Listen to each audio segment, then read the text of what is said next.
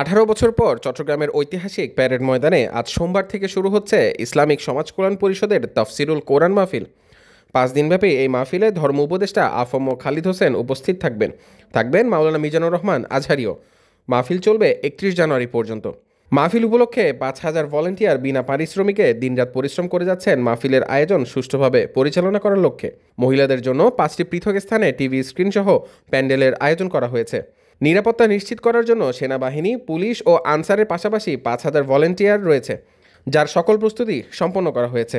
আর নিরাপত্তার বিষয়ে আমাদের 4,500 প্লাস স্বেচ্ছাসেবক, বিনা পারিশ্রমিক স্বেচ্ছাসেবক আছে। পাশাপাশি পুলিশ ভাই আছে, পুলিশের প্রশাসনিক লোক, সেনাবাহিনীর থেকে নিয়ে তারপর আনসারদের নিরাপত্তা নিয়ে ওরা প্রত্যেকটা গেটে আমাদের সিকিউরিটি গেট বসানো হয়েছে। ওই মোটামুটি সব কিছু নিয়ে প্রত্যেকটা গ্রুপ, এখানে 29টা কমিটি করা হয়েছে মাহফিলের জন্য।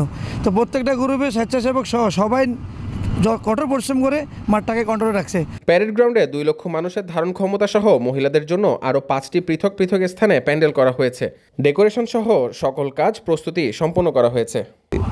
আমাদের আয়োজন প্রায় সম্পূর্ণ, এখন শুধু অনুষ্ঠান শুরু হওয়ার অপেক্ষায়। আমরা 5 জায়গার মধ্যে প্যান্ডেল করছি। এখানে প্যারেড মাঠ আছে, পাশাপাশি মহসিন কলেজ মহিলাদের জন্য, এর পাশাপাশি আছে যে আপনার Kadeem Ali school, Kishalay club, Kapasgola school and college, তারপরে গলিজার বেগম উচ্চ বিদ্যালয়। ওখানে মহিলাদের জন্য পর্দা সহকারে সুব্যবস্থা আছে ওয়াজ শোনার জন্য।